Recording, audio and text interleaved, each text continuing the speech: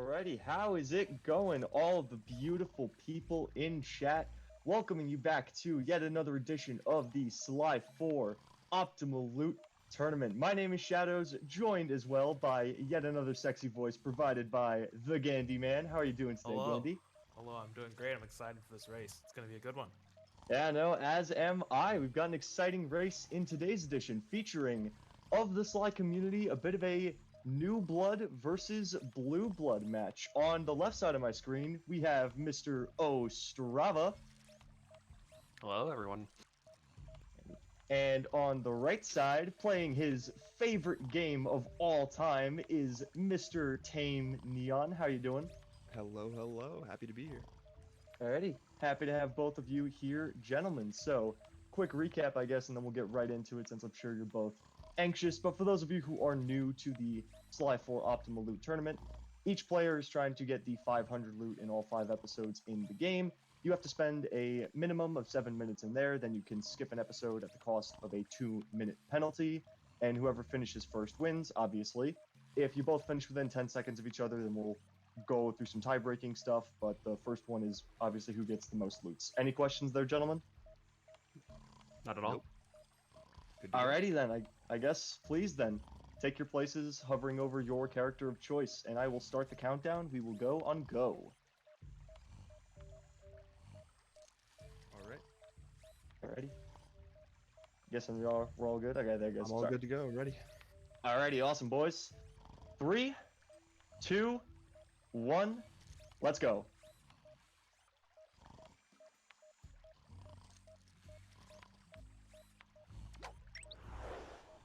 I hope this drops. There we go. Awesome. All right. Best of luck, gentlemen. I was kind of hoping that somehow Neon would pick Carmelita. Wouldn't that be? I don't think you can get loot as Carmelita, but You can't. yeah. I mean, Maybe he found like a way, you know? Maybe he found the glitch. I mean, if there was a glitch that let you loot as Carmelita, we definitely would have seen it in Rude in the last match, I feel. But yeah, very true. But yeah, so it looks like we have another classic edition of 2 Sly players here, both using Cole's amp and both rocking the custom paragliders that look good as always. No ultimate Sly costume users besides myself though, which is a little surprising. I guess a lot of people don't like it. Maybe. I don't know how to get it, so that's why I will not be using it.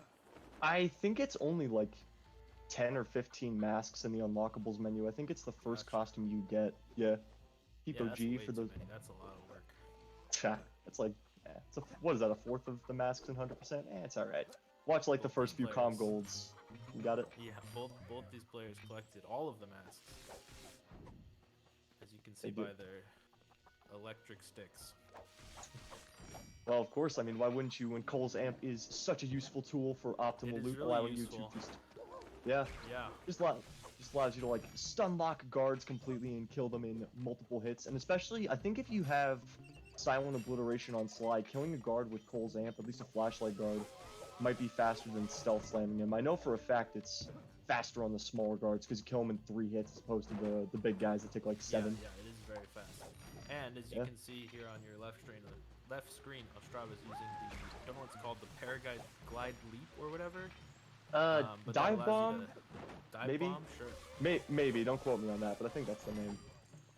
But that requires that you hit them. So if you don't have Cole's amp, it's gonna, you're gonna have to hit the guard and then you're just gonna be wasting time. But with Cole's amp, it's very easy. You can just spring across the map and beat the shit out of the guy a couple times and you're dead. Yeah, no, I think the combination of Cole's amp and the dive bomb attack for Sly really do allow for the debate between characters. I know we've had some people say, oh yeah, I think Bentley is better, but Sly definitely does still have some tech, like the ability to kill things fast with Cole's amp, and the... Yeah, just look at what Neon's doing there. Yeah, no, that's Destroying. a spot, that's a good example of it, just being able to combo guards like that. So good. We've actually seen a bit of movement now around from both players. I'm kind of surprised, comparing to the last few matches that we haven't seen a loot yet. About 3 minutes in, Ostrava seems like he's been getting a lot of guards. And right as I say it, he gets the first loot of the match in the Ivory Chopsticks.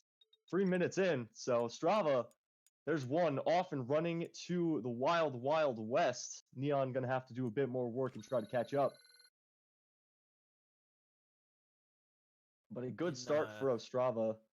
Neither of these players actually have a Sly 4 run on the boards. Maybe they have episode runs. I didn't check that. But these are certainly not seasoned Sly 4 veterans. But of course, you're not running the game. You're just running around collecting loot. So it's certainly not much of an issue. I'm not gonna lie, I'm a little surprised to see that Ostrava's name isn't anywhere on the leaderboards, considering he has been practicing this game a fair bit since Tituary started. I guess he just hasn't had the time to commit. Was learning the run as well. Yeah, I didn't see any full game runs. Didn't check the episode runs because I'm an L commentator. But that's my one tidbit for the stream. You're wonderful at your job, Gandy. People happy, please. Happy to have you here. Oh, happy to be here. Yeah, though, of course, as always. Neon is still looking around for that loot. He's used over half his required time here. Ostrava, meanwhile, on the left side, he's taking a very interesting route through episode 2, mainly sticking to the rooftops as opposed to kind of going on the ground, as I've seen people seeing. He was telling me prior to the match that episode 2 was one of his less forgiving episodes, of how this one always took him the longest on average. So I wonder if maybe his routing has something to do with that, if it's just like the way he does make it spawn less guards or whatnot. Couldn't tell you exactly. I'm not an expert on the routing around, but it's interesting to think about. Yeah, I mean, it's been mentioned in previous matches, but in this game, the guards, they don't despawn, so you need to either kill them or you need to restart checkpoint if you want that, if you want the re-roll on whether or not they have loot.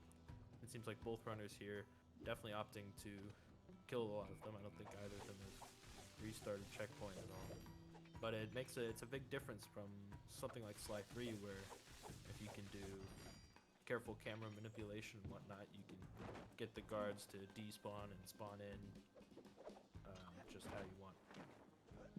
Yeah, not quite GSM, but still a lot of tech when it comes to spawning and despawning the guards, and especially just with certain areas around Sly 4's hubs. In Sly 3, it wasn't really like this game, where in this game you can actually just kind of stick to one area and do a few circles, and you'll get some relatively good guard spawns and get some loots inevitably in that. But in Sly 3, we didn't really see a lot of that, because you kill a couple guards and you got to run half the map away, you know, if you want something back in that area.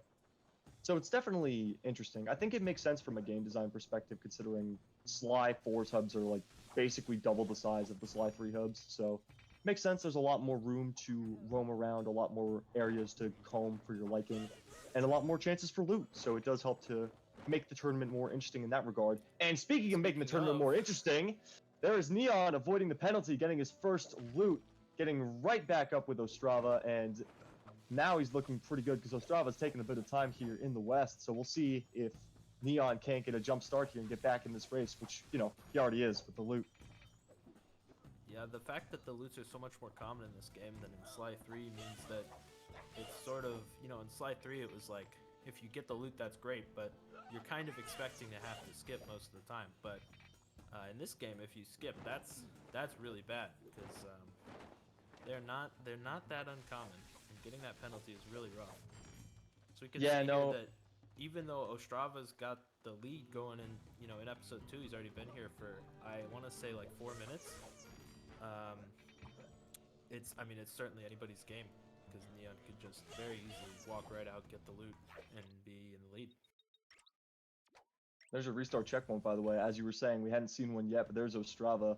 Episode 2, I feel like that is kind of justified, because it's pretty easy to get lost in here, but shoot. What were you saying before, Gandy, about how... Oh, crap. That's my short-term memory going to waste, but... Yeah, no, it is interesting to see the... Oh, Neon taking an unfortunate death there, trying to hit the guard. Hit the TNT barrel instead. I've certainly done that a few times.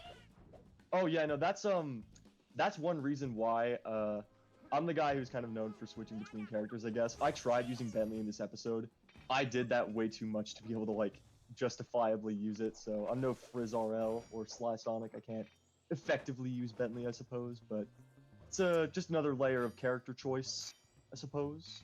Oh, and Ostrava finally putting the Look at time to that. use. There's the silver belt buckle. Second loot, and he is out the gate over to the frozen tundra of Clan of the Cave Raccoon. See if he can't get Episode another loot 3 quite fast. is pretty much unanimously among Sly 4 runners the best episode. And Right. we'll get to see Ostrava run around there for a bit. For a bit, unless he wants to, switch to pull a shadow strat, switch to Bentley, and then boost his way around. But he's gonna stick to Slide. Looks like. Cool to see that.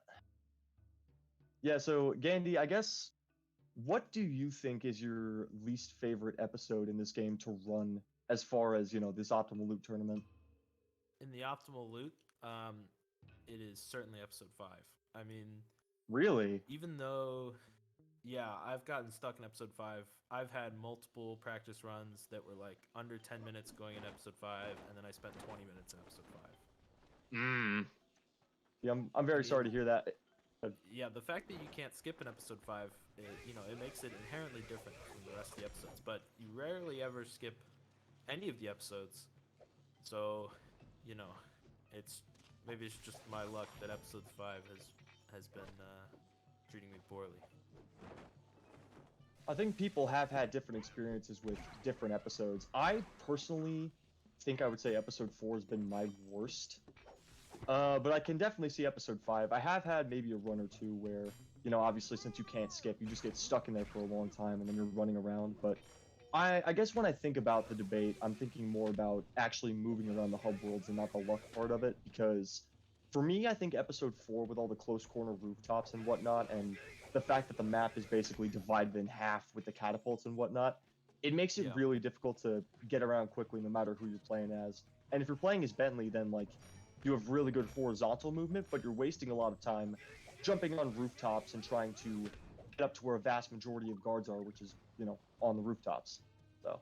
Yeah, I don't want to give Power Man any free information here, but I have been only practicing on Sly, so I can imagine how that would be even harder as Bentley. But I have experienced that with episode 4. It does perhaps feel the worst to be moving around. And episode 3, I've actually found a good area where I can just do the same movement over and over again, and in my opinion, get a good density of guards. So that's maybe one I feel more confident on. Yeah, no, episode 3 from my experience as well, there are a lot more areas like that, especially where, not to give anyone ideas, but I think Ostrava is demonstrating that very well right here. This area right around the Grizz statue and the giant stadium where you start unexpected ties, that's a very good area to route some guards, especially if you end up killing a bunch of them over and over again. So I think there are a lot of areas like that in episode 3. I think it's very good. I wanted to say something else, but I kind of forgot where I was going with that. I think Ostrava maybe thought he might have gotten the loot there. He hit the guard a couple times, and then he decided to stop, smoke bombed, and went around to check the loot again. But it wasn't. It was just the arrowhead. It might have. When in doubt, from my experience, the best course of action is to take the loot, because although this game is much more well lit than, say, Sly 2 or maybe even Sly 3, depending on your perspective, it can still sometimes be hard to see a couple of loots and distinguish them between. Like, if you just blink and look at that pinnacle rock you saw Ostrava nearly pull there, it's a very similar color to the tribal penguin mask, which is the loot of episode 3. So sometimes if you're unsure, I just figure, take it, waste a few seconds, and then get some coins for a potential tiebreaker. So I think that could potentially be worth it to just take it. And like I said, it does never hurt to be careful, especially when, God forbid, you kill a guard with the loot. Yeah, exactly. Because God forbid you kill a guard with loot. Yeah, we have seen some runners just taking every loot, and I mean that's certainly an interesting play. I don't know if I agree with it. I mean, it may not lose that much time, but wouldn't you rather have an extra 10 seconds, be an extra 10 seconds faster than have more coins than your opponent? If you can just beat your opponent, that's certainly better than winning in a tiebreaker. In this game, I would say yes, but you never really know where your opponent is going to be. like from my experience when I did my match, Remo and I were to ourselves. We weren't talking in the voice chat, so sometimes it doesn't hurt to just like be a little bit safe. But on average, I would say yes, it is faster to just like, hey, avoid the loot if you can, if it's not something you need, and just keep moving. So I do agree with you there. Yeah. Mhm. Neon It's is also coming up on his 7 minutes episode too. He is, yeah. Neon, unfortunately, has had some pretty bad luck, both in episode 1, taking about twice as long as Ostrava to get the chopsticks, and now it looks like he might have to move on without the belt buckle, but we'll see how many more guards he wants to pull before he potentially moves on. Ostrava as well, not having the best luck with episode 3, despite what we were saying about it. I think he's got to be like at least 4 minutes into this episode, because he got there around, I think, 8 minutes. Yeah, unfortunately, I did not peg down the time when he got here. Yeah, I think Ostrava is well within the halfway point of his time frame in episode 3, should he choose to skip as opposed to taking a penalty. But Nia, jeez, I saw the little seam of his pants, and I swear it was the badge. Forgive me. That's funny. I always Debated see, y'all. like, I'm sorry. I don't know what it is, but the one that's that loot there, I always see that, and I'm like, oh, that's the optimal loot in episode 4. But Oh, the nugget? Episode 4. Yeah, because it's the same. It looks very similar to the I don't know what it's called, but like the Dragon Eye, the Emerald Dragon Eye, I think is what it's called. Yeah, the Emerald Dragon Eye, and then that's like just a gold nugget, I think. Ironically, Yeah, the it gold just nugget means is the actually, yeah, it's the least optimal loot. And we see now Neon, unfortunately, having to take the 2-minute penalty. And even worse news for Neon, Ostrava going 3-0 so far, going to episode 4. Big boost for Ostrava, and he is off to the wrong file. He's going to turning Japanese. Monka, what? I don't know what he's doing. Yeah, I don't know if he forgot what file he's going to, or if he's just going to transfer in the safe house or what. But potentially some time saved for Neon? Question mark. Yeah, giving Neon a little bit to catch up, but Neon is taking a 2-minute penalty. So, as it stands right now, he's got to beat Ostrava by 2 minutes. This is assuming Ostrava does. Yeah. Tall order, I think. Yeah. Everyone in chat is freaking out. They're getting PTSD from the rude strats we saw last time. Yep. There's another debate moment. See, the Pinnacle Rock also looks a lot like the Kabuki mask. No, that's the episode 1 loot. The Tribal Penguin mask, excuse me. So sometimes I think that is also a loot you can opt to take if you're scared of missing it. Man, but if Neon, I mean, if he just secures the loot really quick here, it's back to anybody's game. Yeah, no, we saw in previous matches, like we just saw yesterday with Nave and Rude, how quickly that game could get tied back up. And not to toot my own horn, of course, but in my match against Remo, we saw that even if you're 2 or 3 episodes behind, sometimes the tides can just shift and this can all come back around. So we'll have to see if Neon can get some breaks here, if Ostrava's going to have some bad luck, maybe catch up. We'll have to see. He is finding a lot of guards with loot, though, Neon is, which is a good sign for him. He just got to get the loot. Only 100s and 200s so far. Just got to get the lucky. Get the lucky. Ostrava is now looking around in episode 4. Getting a little stuck there. Just a little. Yeah. Those guards can be a little bit annoying because, like, when you're so close to a bunch of them, their swords are very long, so they can just hit you away and then get stuck in a situation like that. Oh. Dropping in hello, sir. Yeah, can I also just... This is unrelated to the tournament, but can I just say how good episode 4's music is? It's amazing. Very good. I mean, this might be controversial. I hope it's not. But I think this game has the best music in the series. Ooh. I think it's got a lot of bangers. And I mean, music in the previous games is great. Don't get me wrong. But I don't think they can quite match Sly4's music. Candy throwing some hot takes out here. It's unfortunate that in the speedrun, it just kind of goes away at some point. It just decides to stop playing. Yeah. You know, it's funny you mentioned that. In my most recent any percent run, I don't think I lost music until I went to the very last phase of Paradox, which I didn't even realize until after I beat the game. Yeah, it's amazing because I don't think that's ever happened to me before. Oh, jeez. Ostrava now getting the eye. He's 1 loot away without missing a beat. Yeah, this is looking rough for the TaymNeon supporters in the chat. Ostrava now just 1 loot away, and with Neon having a penalty, if he secures the loot, that being the ruby ring, he will be the winner. But we'll see here if Neon can't catch a break. Not having a lot of luck with the guards thus far in episode 3. I mean, episode 5 can easily I mean, destroy Ostrava as it destroys me occasionally. I'm gonna say take it from he needs to get the loot, and it could take a half hour. That would be such an unfortunate break for Ostrava in this case. I mean, that would just be so unfortunate if Neon has to take multiple penalties. Yeah, and he still ends up losing. It'd just be sad.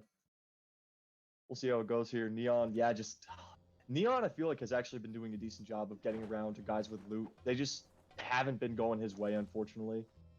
That thus is the optimal loot tournament, though. Guard a little bit, though. Mm-hmm. Another thing about episode 5 that maybe makes it I don't want to say trickier, but it is slightly more annoying because of this. Is it's got these, I think they're scorpions running. Oh, wait. All right. Okay, sorry to interrupt you, Gandy, but Neon, there's the break you need. All right. So still as a penalty, but he can certainly see the game from where he's standing. Well, nope, he can no longer saw the game and he blinked, and there it goes. Ostrava securing the ring and securing the win. That will do it. Just getting the pulls he needs, and Ostrava, with the ring out of the pocket, is going to move on to the second round to play your defending Optimal Loot champion, Bacon Man. Going to be an interesting match next week. Neon, unfortunately, just not getting the breaks he needs. Having a really rough time in episode 2, especially, and Ostrava getting the breaks. There you go. I think it was just a clean run most of the way through for Ostrava. I mean, 19 minutes is a solid time. Didn't have to skip anything. Oh, very respectable, yeah. Neon, unfortunately, just could not find the loots. We have the USA chance in chat. America won and lost today. Yeah, that happens a lot. Wild as it may be. Is this actually straight into pretty picture? Is this the first American matchup we've had this tournament? Correct me if I'm wrong, but I think it might be. Yes, it is. We also have Not Jake and Slink. That is right, yeah. Scheduled yet. That one, I don't think is American versus American, and whoever wins will go against Shadows, and we'll get another American versus American, yeah. So quite a few possibilities in this I tournament. saw Ostrava before the run going through this job, and I thought he had some sort of strategy where, like, maybe there's a room in this job where there's, like, guards that have loot, and you can just keep restarting checkpoint. I wasn't really sure. I didn't really think about it too much. But now we can see he was just setting up for the Murray dance, post-victory Murray dance. I just wanted to make sure he knows where he's going. So, yeah, no, Ostrava. Alrighty. So, for any of the mods who are willing to pull the commentators and runners back into chat, we are also ready here, and here we go. Gentlemen, welcome. Congratulations to Ostrava, and congratulations to Neon. Congratulations, guys, on a good race. We'll start with the winner of the match, Ostrava. Congratulations once again on advancing. How are you feeling right now, man? A lot more relaxed, but man, episode 2 was a killer again, as always. But everything else went pretty smoothly after that. Episode 3 was a little tough, but I think I have a good idea of what I should be doing, and it worked out for me. Yeah, no, it definitely seemed like throughout the tournament you had some strategies. You at least had some. Do you have some favorite areas, perhaps, is like where you like to go to grind guards? Because it looked like for the most part you're staying around the same area and trying to get the same guys to spawn. Yeah. So. And on the other side of the spectrum, meanwhile, Neon, once again, congratulations on a good race. Just didn't get the breaks you needed today. After you got the chopsticks, it looked like you were coming back a bit. Then the rest just kind of got stonewalled. Yeah, it was a little rough. I didn't have a lot of time to practice, and clearly Ostrava had the strats down, but I mean, it was still fun. I'm glad I got to come out and play. It was a lot of fun. 20 minutes, not long, but hey, man, we'll take it. Hey, 20 minutes of time on SlyGolds with the commentary, with the chat, with the boys is always a fun time, and it's always fun to have people like you in the chat with us. So, gentlemen, please, thank you both for being here. It was a fun race, and love having both of you here. Thanks for having us. Thank you. Of course. Either of you have any shout-outs, anything else you'd like to say before we close this one up? Yeah, just follow twitch.tv/tsparkles. Thank you guys. Always chilling to tune into SlyGolds, and thank you, Ginga, for bleeping me. Alrighty, now with that said, there's your shout-outs, folks, and we will be back tomorrow again, and I believe, or not tomorrow, I'm sorry. When is it? The 20th? So on Monday for us at around 11 p.m. or 11 a.m. I can't talk. 11 a.m. EST for the second to last match of the first round between yours truly on my left side, the Gandyman versus Finnish speedrunner Powerman. Should also be a great match as well. Looking forward to commentating that one as well. But until then, thank you all for watching and tuning into SlyGolds as always. And we will catch you all in the next stream. Stay sticky, y'all. Take care.